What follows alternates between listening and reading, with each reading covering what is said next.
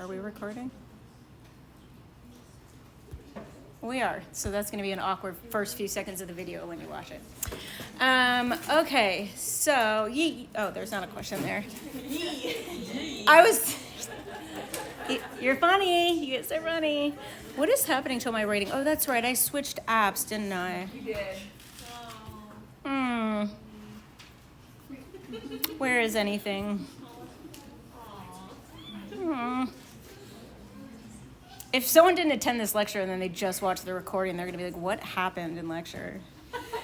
Why are there just noises in the beginning? Just Yees and Okay, here's where we are. Great. Okay, yeah, great. So we went through the mechanism for, the electrophilic addition of hydrochloric acid, or HCl, HBrHI, to alkenes. Remember, we went over the analogous ones for alkynes and talked about how this reaction can occur once or it can occur twice. And this one, you can decide which one is going to happen, or decide which product is supposed to form based on the conditions that you see here. So if I was to give you like a synthesis problem where I said, oh, this is your reactant, and this is your final product. I guess let me show it up here. This, and then your final product is this. Then you would want to write over the arrow, that's only a one-step synthesis, but you would want to write over the arrow HCl 2 equivalents, because the product here that I've given you compared to the starting material is telling you I need to add HCl twice. So if you were filling in the reagents, you would say HCl 2 equivalents. If instead I gave you this top one as the product, you'd be saying HCl 1 equivalent. On the other hand, if you're doing a problem where where I give you the number of equivalents, so I give you that top alkyne and I say add 1 equivalent of HCl, then you would draw this one here at the top. And if I give you the reagent 2 equivalents, you would draw the one on the bottom. So if you're predicting reagents, you can decide which one gives you the correct product. If you are predicting a product based on given reagents, you're going to have to look at the number of equivalents to know which product is formed. One thing I will point out is, and I think I mentioned this before, but I want to mention it again to make sure it's clear. If you haven't, for a particular reaction, seen me use the terms 1 equivalent or 2 equivalents, almost a certainty that you can't apply it to a certain reaction. Because there are reactions where you look at it and you think, yes, I could do that once or twice. But we'll come across ones where you can't, and I'll explain why. But just as sort of something to flag it down in your mind, if you know that you haven't seen it with respect to a certain reaction, chances are you're not supposed to try and apply it there. Because this 1 equivalent, 2 equivalents doesn't always work, but I'll explain why when we get to one where that's the case. All right, so this is more just a practice problem here, because this is really the same reaction that a variation of the same reaction we just looked at above. So here I have an alkyne, and I'm adding HBr, and it says 2 equivalents. So let me number my carbons. That's not the right structure. Still good numbers, though. Might as well finish them. Okay, so HBr is adding twice. Remember we talked about where the bromines add. So instead of giving me a number, actually tell me this. When we add the first equivalent of HBr, we'll form a carbocation and then the bromine nucleophile will add. So where would it want to add? Carbon 3 or 4? Hopefully those were your 2 options in your head anyway. Okay, votes for 4. Votes for 3. It doesn't matter because it's symmetric. Yeah. I like that. That's the spirit. Yes. So yeah, it doesn't matter here because it's symmetric. And what if I were to add, maybe I'll just draw this out as another problem because I think this is a worthwhile concept because stuff like this will apply to reactions of alkenes as well. Let me number this. 1, 2, 3, 4, 5, 6, 7. So how about for this bottom structure, same reaction conditions? Where would I add the first bromine, 3 or 4? Exactly. So the answer is still either one, but the result is not as pretty as the previous one. So when I add the bromine to either 3 or 4 in the top one, I pick one and I go with it. I end up, if that's a symmetric alkyne, the product, regardless of which side I physically add it to, is going to be identical. So if I add it to 3, and then separately I add it to 4, I just have to flip the one upside down in the final product. They're gonna end up being the exact same structure because of that initial symmetry.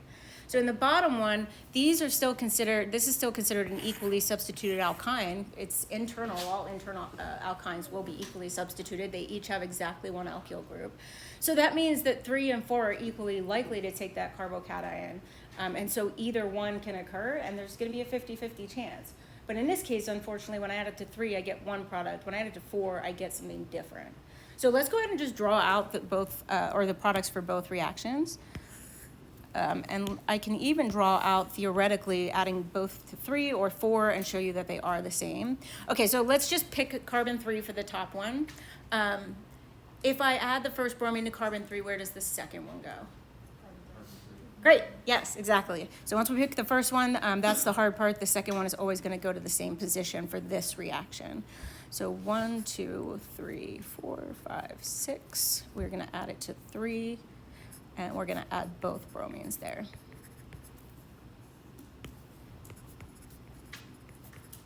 If we had instead added both to carbon 4, I'm just going to draw that. These are the same, so you would not want to draw that twice as your answer. But 1, 2, 3, 4, 5, 6.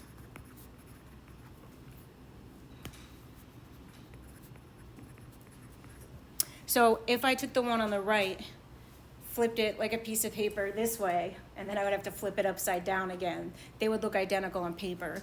Probably without having to flip it so many times, the other way you can think about it is, can I just renumber one of these so the numbers do match between the two structures? And the answer is yes. If I just replace the pink numbers by numbering that chain the opposite way. And you should have good practice with this, because back when you did IUPAC stuff, you had to figure out all the possible ways to number it and see what the longest chain was, and you could number it various different ways. And so here you can see that now that I've numbered the second one, the bromines, opposite direction, the bromines still hit at 3 like the first one, so these are the same. And just give me one sec. And again, I want to reiterate, on an exam, you don't want to write this and this in your answer box. What that communicates to me, unless you say these are the same, or you draw that equivalent sign or equal sign, unless it's very obvious you're saying this and this, but these are the same structure on paper, I wouldn't waste your time. But unless there's something like that, I'm left to assume that you thought that you didn't recognize that adding the bromines to one position versus the other gave you the exact same result. I'm left to assume that you drew these two out and they do visually look different, and that you didn't recognize them as being the same. So I just want to point that out. You don't want to draw both unless you make it clear that they're the same and they're not different. So this might be silly, but why can't you add them to both 3 and 4? So that's based on the mechanism that we looked at up here. So remember that we started off by trying to figure out where the cation would be the most stable. So we put it on the secondary in this top one here. And then from there, what I was saying is, even if you're looking at where you protonate the alkene and whether the cation is primary, secondary, tertiary, you don't really have to look at that. Whenever you add the first halogen, the second one goes to the same place, because when you protonate the double bond, the one that's right here, to add in the second equivalent, you want to put the cation on whichever carbon contains the chlorine atom, the halogen in general, because of the fact, and I drew it separately over here, that when you do, there's that stabilizing It'll resonance. be most stable because. Yeah, because, oh, and then remember the key term there is when you have a resonance structure like this, you have all the atoms have a complete octet. So only carbon with a plus charge is an incomplete octet, and some boron compounds, which usually aren't relevant to what we're doing, although they will be at some point. They can also have an incomplete octet. But whenever you're thinking about how stable a structure is, particularly charged structures, or if you're looking specifically at resonance, remember that the number one thing you look at in ranking stability is you ask yourself, do all atoms have a complete octet? And if one thing has a complete octet and another thing doesn't, the one with the complete octet is going to be the more stable. So you're looking at all the atoms in the structure. You don't want to sit there atom by atom by atom by atom and be like, octet, yes, no, octet, yes, no. So it's much easier than that. A carbocation has an incomplete octet. That's pretty much it. So if you have a resonance structure where you can take the lone pair and chlorine and donate it in, I'm looking at this as a contributing resonance. That doesn't have a carbon with a plus charge. That means now everything has complete octets. And so that's why even if you were to put the plus charge at the other position, it would not have that. You don't need to draw this resonance when you do the arrow pushing mechanism. There are some mechanisms where if you don't draw the resonance, you sort of need the result of that other resonance structure to move on with the mechanism. So it's sort of necessary that you draw it. But any mechanism where this is just an explanation and it's not required to get structurally to the product, you don't have to show these. They're just serving as an explanation. Okay, so let's look at this bottom one that I sketched in underneath. We're gonna do HBr2 equivalents again. And here we're gonna add either both to carbon 3 or both to carbon 4. 2 equivalents. I usually abbreviate equivalence also as just EQ period. It's not formally the correct abbreviation, but it's less for me to write. So if you see that, that's me just cheating, which is pretty safe to encourage in a class, huh? Yeah. So 1, 2, 3, bromine, bromine. And then 1, 2, 3, 4. 1, 2, 3, 4, 5, 6, 7. 1, 2, 3, 4, 5, 6, 7, and then bromine's at the 4. Okay. So let's start by making this look like the atoms that I'm intending to draw. There we go. Let's go ahead and number these and just do a quick proof that these are in fact different. And again, once you get used to this, you'll look at this and simply say this alkyne is not symmetric, and yet 3 and 4 are equally likely to have the bromines go there. So that alone should tell you you don't have to number or look at these final products. They are in fact going to be different. Similarly, the alkyne above it, when we decided it was symmetric, but it can go to 3 or 4, we know in our head that adding it both to 3 or both to 4 will give the same result, so we don't have to check the structure. But if you do want to just be able to visually see that and you don't see that yet, you can number these 1, 2, 3, 4, 5, 6, 7. And then we numbered this 1, 2, 3, 4, 5, 6, 7. So if we did the trick we did in the previous one where we just numbered the opposite direction to see if that would make the bromines be at the same position, and that was the case at the top when we numbered the backwards in blue. 1, 2, 3, and 4. So these are for the second structure, these are at the 4 position regardless of which way I number it. Obviously, I'm never going to get that to look like the one where it's at the 3 position that I initially drew out. So here you get 2 products. And these should both be drawn. And I'm glad that you brought that up because I do want to address something else that I've seen. I'm not sure what you've been asked for in the past as far as how to draw out your products, but if your products have stereochemistry, you should draw explicitly all the stereoisomers that form. So don't write the word racemic or plus minus or use a squiggly line or anything like that. There are reactions that could give you something absurd like 8 or more stereoisomers. I'm not going to give you one of those. If you start drawing out in the direction of 8 stereoisomers, you might want to go, maybe I'm missing something here. But when there are multiple stereoisomers formed, they should all be drawn explicitly. So both enantiomers, any diastereomers, and again, if your box starts to fill up with stereoisomers, probably there's an issue. I'm not going to have you draw an insane number. I don't want to grade an insane number. So, I mean, it's a win-win. This wasn't stereochemistry, but my point there was this was an extension of these 2 products are different. Anyone know what the relationship between these 2 products is? Yeah. No, because you need chiral centers for that. Nope. They're not stereoisomers because it's not like a... Yes, constitutional isomers, yeah. So constitutional isomers, you have the exact same molecular formula, but the atoms are connected differently. And that's what we have here. I'm not going to ask you to label these as constitutional isomers. I just wanted to kind of show you what the difference is. So it's especially important you show both of these because they're different structures. They're connected entirely differently. Okay, what else did I want to say here? Oh, so this applies to also reactions you've seen of alkenes, even if you weren't aware of it. So normally you think of HBr adding to alkenes, that follows Markovnikov rule, just like this one did. And so when you have an alkene like this, just draw something out over here, and you're adding HBr, applying Markovnikov's rule means that the bromine goes here and not here. So what does that mean in terms of the number of products you would get? And let's ignore the fact that there's a chiral center here, we'll have stereoisomers. Let's just look at the different products with different connectivities. So we know Markovnikov's rule tells us this is where the bromine is going to be attached. But if this didn't follow Markovnikov's rule, it just went to either side of the alkene and had no preference, then the other product would be this. So because this follows Markovnikov's rule, it's something called regioselective, meaning within a functional group, it's selective for one side or the other of that functional group. So Markovnikov's rule means it's regioselective, meaning it prefers a certain side of the alkene, which means instead of both possibilities in terms of where the bromine adds across the alkene, it only adds here, and so we only get one of the two possible products. So if something follows Markovnikov's rule, does that mean we only ever get one product out of a potential two? No. When do we still get two? When there's more than one spot it can have. Yeah, when there's more than one position that would follow Markovnikov's rule. And that's exactly what we saw here. This went by Markovnikov's rule, we applied Markovnikov's rule, but we ended up still getting two positions where Markovnikov's rule would be valid, and we got two different products out of it. So I just wanted to point that out because that applies to all your alkene reactions as well as this one. Did you have a question?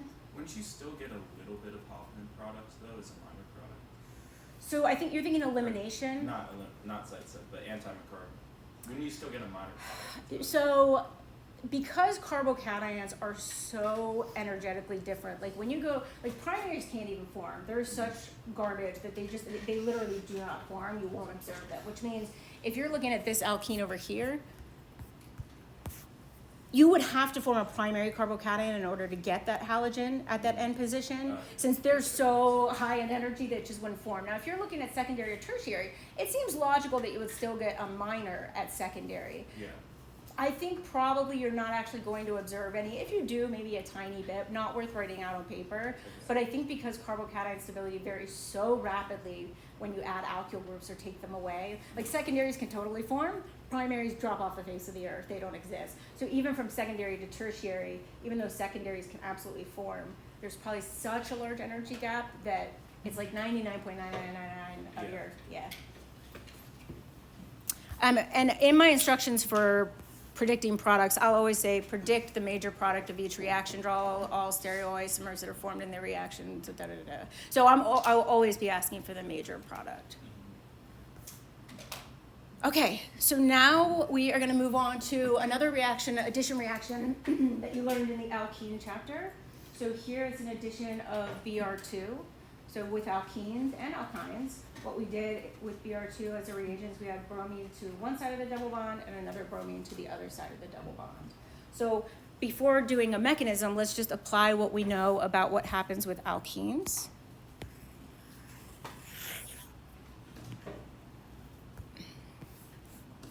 And so I guess let's just draw it off to the side like I've been doing. If we had something like this, I keep getting stereochemistry, that's okay. I'll just keep pointing out that I'm gonna ignore it for these purposes. All right, so when I added bromine to an alkene, if I give this 1, 2, 3, we add both bromines to the pi bond. One goes to one side, the other goes to the other side. So the product is one bromine at 2 and another bromine at 3.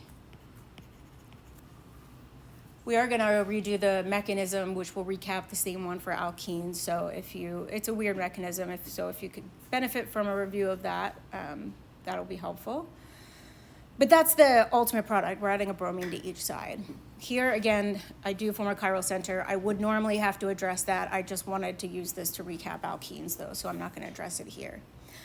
So you'll notice immediately that I have a version with one equivalent and a version with two equivalents, which means this is one of those reactions you can actually apply the number of equivalents to. So we're going to just now adapt this for the reaction I just showed you with alkenes, but now do it on an alkyne with one equivalent and two.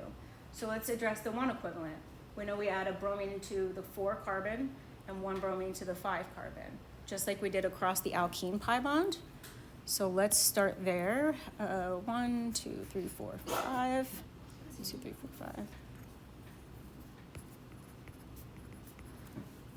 And then I add a bromine to 4, a bromine to 5, and what am I? Oh, and be really careful here. If you do it like I did and you number it like this, and I do encourage numbering, but when I attached the bromine to the 4 position, it just felt intuitive to draw a line up and draw a bromine. For some reason here, it's a little tempting to just put the bromine right there where I have the 5, but that's getting rid of a carbon inadvertently. So just be careful, because my intuition there almost made me draw that. But I'm glad it did, because then I could address it. Okay, so I added a bromine to the 4, a bromine to the 5. What am I missing from that structure? Yeah, I interpreted that. The pi bond, exactly. So alkynes have 2 pi bonds. We only reacted 1 because we only reacted 1 equivalent. So between 4 and 5, I should still have a carbon-carbon double bond left over, or 1 pi bond left. Okay. No. Okay, so let's go ahead and do the second equivalent then. If we add a second one, we can maybe just envision it coming from the product of this, or at least just think about it that way. Adding 2 equivalents means I first have to, in the reaction itself, one has to add, and then when that's done, the second one can start adding. So after the first one adds, this is the ultimate structure I would get. So now if I add a second equivalent, I'm adding a bromine to 4 and to 5 again. So if I visualize it coming from the product of that previous reaction, I'm just going to add another set of bromines at those same 2 positions, and I'm going to get rid of the pi bond that was there.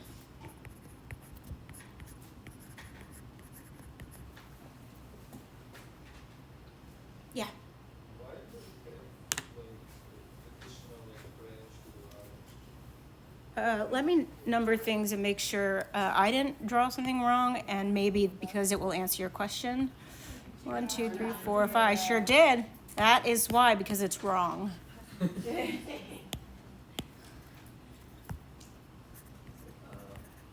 was a crazy. No, I thought you were gonna make it a hydrogen. I mean, You could just turn it into a hydrogen. oh, I could have, but Play it off. I don't like to draw randomly not implied hydrogens. I don't know why I seemed so offended by the thought of it, but. Because I Whoa. recommended it. Okay, so what else was I going to say? Does that one make sense? Are there any questions on this one? It's mechanism basically like. The mechanism, okay, here's the thing. I'm like sort of debating whether to even bother with the mechanism here, because it's just so hideous looking.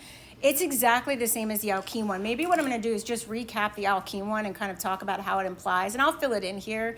But it's just kind of weirder looking, because you form the bromine in the 3-membered ring with the alkene one, but now you have a pi bond in there too, and then you're trying to jam more bromines in. I mean, it happens identically to what you saw with alkenes, but it happens one full time, and then it happens a second full time. So it's not different. It's just kind of hideous looking, and I generally don't ask for that arrow pushing mechanism. It's on the list of ones you do have to know, but. Because it parallels the other versions of it, but it's the same mechanism really twice just to get you to one product, and I don't need you to draw double the work, and it just doesn't really benefit anyone. So let me just recap the alkene one though, and then describe briefly how it applies to the alkynes, and you can expect not to see the alkyne version on an exam, just because it's not worth all that time to even draw it out. But I know the reason I still want to recap this is because I think people do find this mechanism confusing. Let me just draw out the correct mechanism, just sort of whip it out really quickly, and then re-explain it in a way that hopefully will be more digestible. So we go here, here, here. So logical, right? Yeah.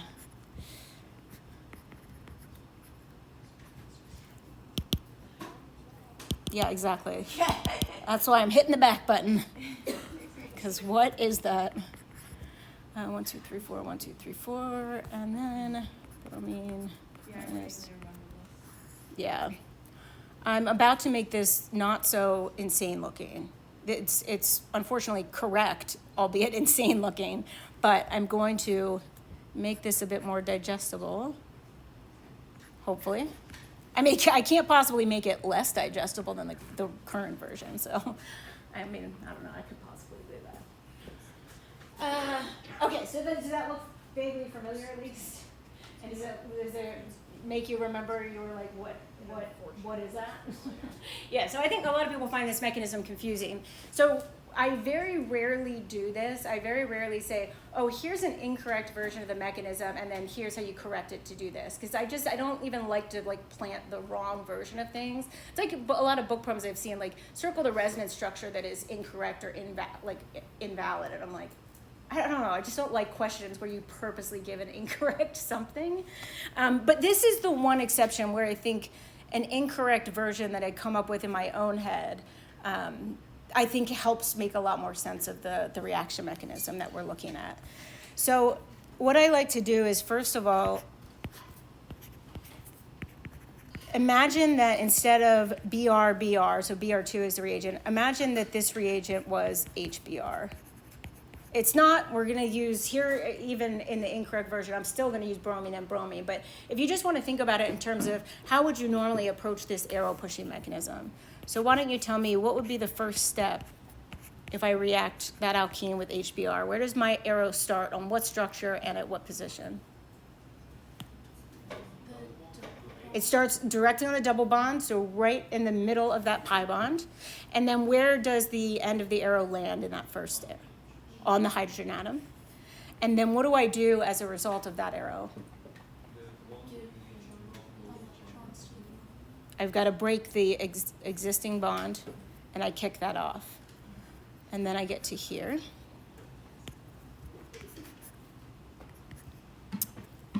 What am I doing? Yeah. Okay, so let's stop there. I just wanted to get you going on that first set of arrows for a mechanism. So we decided using HBr as an example, so now I can get rid of this. Everyone was able to, it seems like, follow along with what the arrows would have been for that. So let's apply the same thing, even though it's bromine and bromine.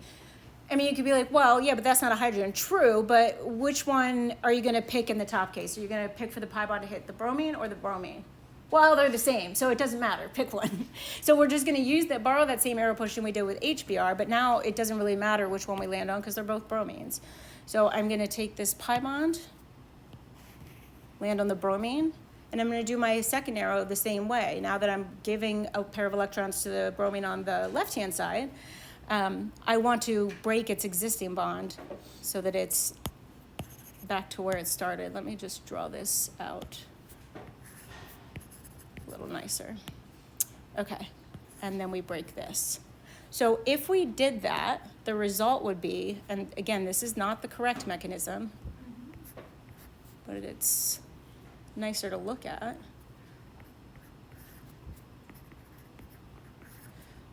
Sorry, this would go here, yeah. Sorry. There is a bromine minus, but. Okay. Take a look at that structure first and take a minute or maybe like 10 seconds and try and make sure that that makes sense simply from the perspective of, based on what I did with the purple arrows, do you agree that that is the structure that should result, assuming those arrows were correct? It is correct based on the arrows, but I just want to make sure that you look at it from that perspective. If it looks like the chain is longer, again, that's where the numbering can be useful. Is the chain on the product side looks like it is a little longer, but it's only because I have to draw that bond to bromine. There's still 4 carbons on each side, so numbering is useful there. Okay, does anyone have any confusion as to how the structure on the right, on the product side, is consistent with the arrows? Good there? Okay, good. So imagine that this is what we would form. You're looking at this structure, carbocations are unstable. If there's any way we can stabilize them, that would be a good thing. So one thing would be a rearrangement, but that's actually not what I'm looking at here. What I'm looking for here is whether there's a lone pair somewhere nearby that might be able to help stabilize that plus charge. Now, first of all, why would I even assume it doesn't go through a carbocation? I wouldn't. My guess is when people were first running this reaction, they assumed it did form this as the intermediate. I would think that that's very reasonable.